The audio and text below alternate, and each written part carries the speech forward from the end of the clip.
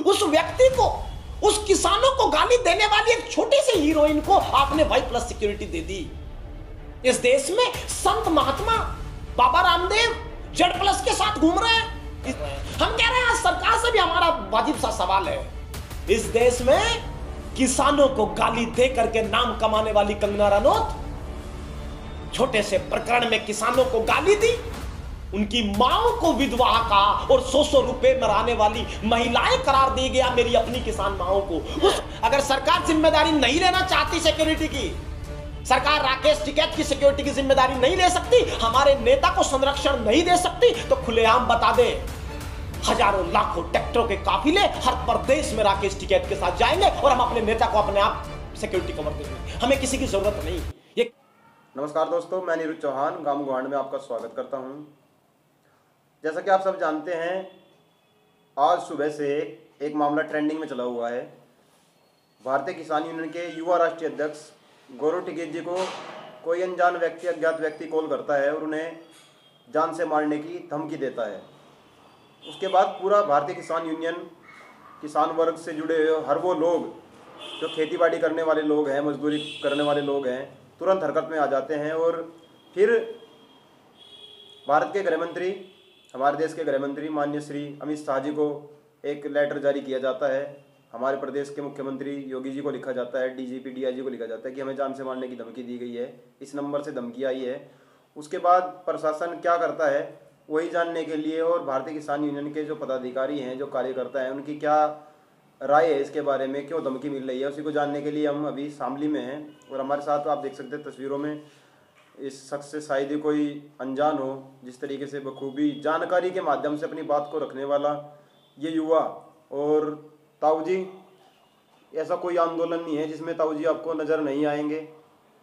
जब शुरू में चौधरी साहब ने, महेंद्र सिंह टिकैत जी ने आंदोलन चालू किए थे, उस समय से लगातार हर धरने प्रदर्शन आंदोलन में रहते हैं। विनय राठी जी हैं, हर जगह अपनी भूमिका निभाते हैं। तो सबसे पहले शुभम भाई से चालू करते हैं। शुभम भाई, जो आज धमकी मिली है, क्या कारण लगते हैं आपको इसके पीछे? क्यों धमकी मिल रही है? इस तरह की धमकियाँ क्यों मिल रही हैं? पहले भी धमकी मिली है, अब फिर धमकी मिली है, अब की बार तो बॉम्ब से उड़ाने की धमकी दी गई है। कौन है इस साजिश के पीछे? अनिरुद्ध भाई, ये नया मामला नहीं है। इस कड़ी को आप जोड़ते हुए चलिए और शुरुआत से इस बात को समझने की कोशिश करिए कि ये एक नया अध्याय है उसी कड़ी का, जिस कड़ी में किसान आंदोलन के दौरान किसान को खालिस्तानी, आतंकवादी और आंदोलनजीवी कहा गया। याद कीजिए, किसान आंदोलन में क्या हो रहा था? पीछे से पथराव कर दे रही थी टिकरी बॉर्डर पर भीड़। उसी कड़ी में एक नया चैप्टर आज फिर जुड़ गया, जिसमें एक बार फिर धमकी भरा प्रकरण कर्नाटक के बेंगलोर में चौधरी राकेश टिकैत पर स्याही से हमला होता है, राजस्थान में हमला होता है, बिहार के ग्राउंड में जहां भीड़ आनी थी, जहां रैली होनी थी, वहां गड्ढे खुदवा दिए गए। कौन लोग हैं जो एक कड़ी के बाद एक किसान को बदनाम कर रहे हैं? हम कह रहे हैं सरकार से भी हमारा वाजिब सा सवाल है, इस देश में किसानों को गाली दे करके नाम कमाने वाली कंगना रनौत छोटे से प्रकरण में किसानों को गाली दी, उनकी माओ को विधवा का और 100 रुपए मराने वाली महिलाएं करार दी गया मेरी अपनी किसान माओ को। उस व्यक्ति को, उस किसानों को गाली देने वाली एक छोटी सी हीरोइन को आपने वाई प्लस सिक्योरिटी दे दी। इस देश में संत महात्मा बाबा रामदेव जेड प्लस के साथ घूम रहे हैं। इस देश में बिजनेस स्टैंडर्ड की रिपोर्ट कहती है कि 15 से 20 लाख रुपए प्रति महीने का अंबानी जी का सिक्योरिटी कवर का खर्च है। एक स्कॉर्पियो का मामला आया तो अंबानी जी की सिक्योरिटी को जेड से जेड प्लस कर दिया गया। हम कह रहे हैं कि अगर किसान को बदनाम कर करके कंगना रनौत सिक्योरिटी पा सकती है, तो दुनिया भर में किसान की आंदोलन के अगवा, किसान नेता और भारत के किसानों के दिलों की धड़कन राकेश टिकैत क्या किसानों की लड़ाई लड़ करके सिक्योरिटी नहीं पा सकती? क्या सरकार इसमें मिली भगत के तहत सिक्योरिटी देना नहीं चाहती? क्योंकि सरकार का एक पैटर्न 3 जो बिल थे उनको किसान आंदोलन ने वापस करा दिया। एक बात हम कह देना चाहते हैं खुले तौर पर अनिरुद्ध भाई, हम कानून में विश्वास रखने वाले लोग हैं, कानून को मानते हैं और संविधान को सर्वोपरि मानते हुए, न्यायालय की दुहाई देते हुए हम सिक्योरिटी की मांग अक्सर करते रहे हैं। हकीकत यह है कि हमें सिक्योरिटी की जरूरत नहीं, बस बात इतनी सी है कि हम अनारकी में विश्वास नहीं करते, हम गांधीवादी लोग हैं। नहीं तो राकेश टिकैत को किसी पुलिस वाले की या किसी बंदूकधारी की जरूरत नहीं। अगर सरकार ये कह दे कि राकेश टिकैत की जिम्मेदारी सुरक्षा की उनकी नहीं है, तो एक बार कह दे किसानों का काफिला राकेश टिकैत के पीछे एयरपोर्ट तक जाएगा। वो जानते नहीं टिकैत साहब में क्या दम है। हेलीकॉप्टर में हुक्का गुड़गुड़ाने वाले शख्स का नाम टिकैत था। और एक बार फिर कहना चाहते हैं, अगर सरकार जिम्मेदारी नहीं लेना चाहती सिक्योरिटी की, सरकार राकेश टिकैत की सिक्योरिटी की जिम्मेदारी नहीं ले सकती, हमारे नेता को संरक्षण नहीं दे सकती, तो खुलेआम बता दे हजारों लाखों ट्रैक्टरों के काफिले हर प्रदेश में राकेश टिकैत के साथ जाएंगे और हम अपने नेता को अपने आप सिक्योरिटी कवर देंगे। हमें किसी की जरूरत नहीं। ये किसान है, जब रात में खेत में जाता है तो अकेला जाता है और अपनी सिक्योरिटी को अपने साथ लेकर के जाता है। लेकिन क्योंकि कानून का प्रावधान है कि अगर एक धमकी भरी लेटर या कोई फोन मिलता है तो ऐसी स्थिति में सरकार कार्रवाई करेगी। हमें उम्मीद है कि सरकार सिक्योरिटी कवर का ध्यान रखेगी। दूसरी बड़ी बात, राकेश टिकैत को धमकी क्यों मिल रही है? इसीलिए मिल रही है क्योंकि इस देश में अगर कोई नेता है जो आज आदिवासियों की, मजदूरों की, किसानों की बात कर रहा है, वो राकेश टिकैत है। इस देश में अगर कोई यूनियन है, कोई संगठन है जो कह रहा है कि बिजली बिल के मीटर नहीं लगने देंगे क्योंकि आपने वादा फ्री बिजली का किया था, किसान को संरक्षण देने का काम करेंगे, वो टिकैत संगठन है। इस देश में अगर किसी नेता के नेतृत्व में गन्ने के भुगतान की लड़ाई चल रही है तो वो राकेश टिकैत के नेतृत्व में चल रही है। और अगर एमएसपी की लड़ाई को दोबारा आवाज देने का काम किया तो प्रदेश के, देश के हर कोने में जाकर के मेरे नेता राकेश टिकैत ने किया है। इसीलिए कहना चाहते हैं कि जितने भी ट्विटर धारी 2-2 रुपए में ट्वीट करने वाले लोग हैं, कान खोलकर सुन ले, फोन पर धमकी देने से कोई फायदा नहीं, क्योंकि वो राकेश टिकैत है और वो पुलिस की सिक्योरिटी पर नहीं, जनता के दिलों में धड़क करके तब रास्ते में राहें अख्तियार करते हैं। इसलिए अगर किसी को भ्रम हो, हम अपने नेता को सिक्योरिटी खुद दे सकते हैं। हजारों लाखों ट्रैक्टरों के काफिले उनके साथ चलेंगे जरूरत पड़ने पर। लेकिन हम फिर सरकार से गुजारिश करते हैं कि 24 घंटे के अंदर किस व्यक्ति ने इस तरह का बर्ताव किया, किसने इस तरह का कार्य किया और धमकी भरे मैसेजेस किए, इसका 24 घंटे में पता लगा दे, नहीं तो फिर फैसले की भी उम्मीद हमें करनी होगी।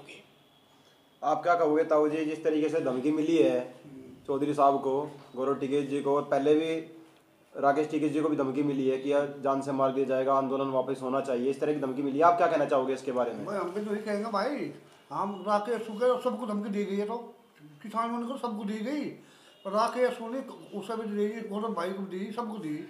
हम इसका फैसला लेंगे, हम आपको मर जाएंगे पर उनको आज नाम देंगे जी। आप क्या कहोगे विनय भाई, आपको क्या लगता है किस तरीके से धमकी मिल रही है, कौन लोग हैं इस धमकी के पीछे?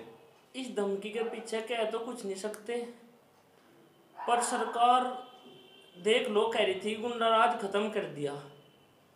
जब तक सरकार बनी चौधरी साहब को 2 या 3 बार धमकी मिल चुकी। हम ये कहना चाह सरकार तय कि इसमें जांच करे, जो भी धमकी दे रहा है उस पर सख्त कार्रवाई करे। सरकार ने गुंडाराज खत्म कर दिया था तो फिर जो है धमकी क्यों मिल रही? हम ये कहना चाह, जब सरकार ने गुंडाराज खत्म कर दिया था तो धमकी क्यों दे रही है बदमाश? अब तक का कोई इलाज नहीं हुआ। करीब जो है 18-20 घंटे हो भी लिए फोन आए हुए चौधरी साहब के पास, अब तक का मुजरिम का पता नहीं चला किसने धमकी दी। टावर भी होंगे जहां तक फोन करा चौधरी साहब को, वहां के टावर की रेंज का भी पता लगेगा। अब तक का तो सब कुछ लिखटना था, सिम का भी पता लगा किसकी आईडी पर सिम चल रहा, किस चीज का नहीं पता। सरकार में तो एक जो है वो बैठे क्या बोल रहे हैं उन्हें जो है जांच करने वाले, अब तक का तो खूब पता लगाना था। सरकार जो है ये ना सोचे कि किसान या चौधरी राकेश टिकैत जी, नरेश टिकैत जी कमजोर है, किसान उनके साथ है। वह धमकी जो है टिकैत परिवार को नहीं मिली, वह किसानों को धमकी दी। जो है कोई सरकार इस पर कार्रवाई नहीं करने की, या जो है उस पर जिसने धमकी दी उसका जो है कुछ होता नहीं, तो इसमें जो है किसान बड़ा निर्णय लेंगे जी। और जैसा भी होगा। शुभम भाई, आप कह रहे थे कि योगी जी का आपने बयान सुना होगा विधानसभा में, वो मेज पर हाथ मारकर कह रहे हैं कि मिट्टी में मिला दिए जाएंगे। तो ये जो मिट्टी में मिलाने का कार्यक्रम था उन्होंने चलाया भी, अतीक अहमद वाले आपने केस में देखा होगा किस तरीके से एनकाउंटर हुए। तो क्या कारण है अभी तक जो कार्रवाई कुछ नहीं हुई है, जो टिकैत परिवार को धमकी मिली है उसके पीछे कोई कार्रवाई नहीं हुई है, जबकि मिट्टी में मिलाने की बात तक कही गई है? देखिए, हम एक ही बात कहना चाहते हैं, हमें बयानबाजी में उलझना नहीं।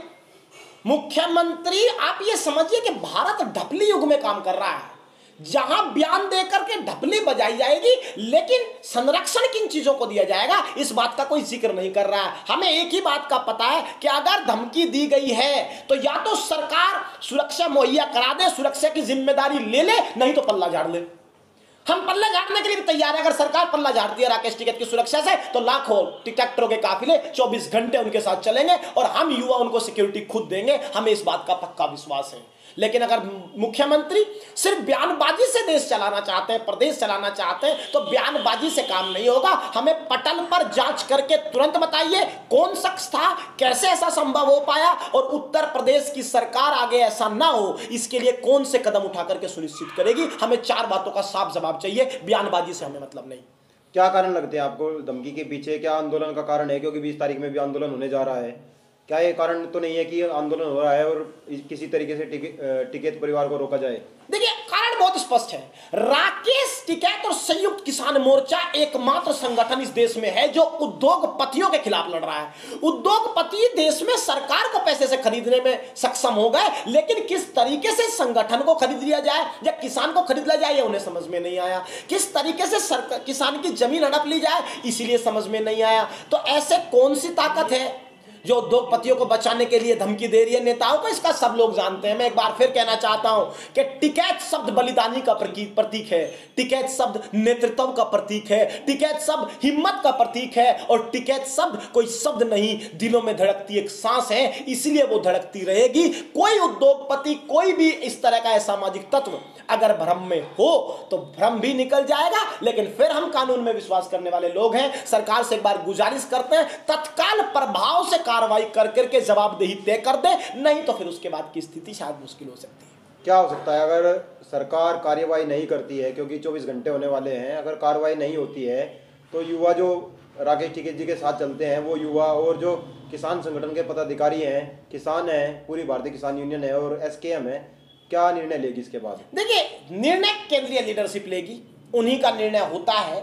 लेकिन हमें भी जिम्मेदारी के तौर पर, कार्यकर्ता के तौर पर अब ज्यादा आंखें खोल करके किसान यूनियन का हर कार्यकर्ता राकेश टिकैत के बराबर में चलेगा। लेकिन एक बात आप जान लीजिए कि हम लगातार सरकार से मांग कर रहे हैं, आगे भी करते रहेंगे। इसका निर्णय क्या होगा, सरकार अगर नहीं कार्रवाई करती है तो भविष्य में इसको कैसे सुनिश्चित किया जाएगा कि कार्रवाई करे, यह केंद्रीय लीडरशिप निर्णय लेगी और हम उसी निर्णय के इंतजार में हैं। लेकिन फिर BKU अलर्ट मोड पर है। अगर इस तरह की कोई भी हालात प्रदेश में बनते हैं तो इसलिए सरकार से गुजारिश है कि उससे पहले कार्रवाई करके सुनिश्चित करे कौन ऐसा सामाजिक तत्व था और कौन इस तरह का कार्रवाई कर रहा है। जी बहुत बहुत धन्यवाद। अभी आपने शुभम भाई को सुना और जिस तरीके से चौधरी साहब को धमकी मिल रही है उससे लगता है कि देश का कानून बड़ा कमज़ोर हो चुका है। देश में कानून नाम की कोई चीज़ नहीं है। एक तरफ से योगी जी कह रहे हैं कि मिट्टी में मिला दिए जाएंगे, तो ऐसे लोगों को कब मिट्टी में मिलाया जाएगा?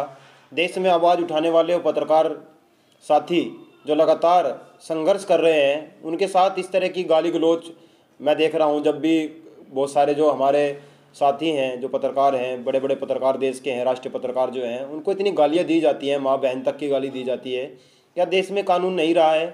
क्या वो लोग ही देश में रहेंगे जो माँ बहन की गालियों का इस्तेमाल करते हैं? क्या वो लोग ही देश को चलाएंगे जो गालियों का इस्तेमाल करते हैं?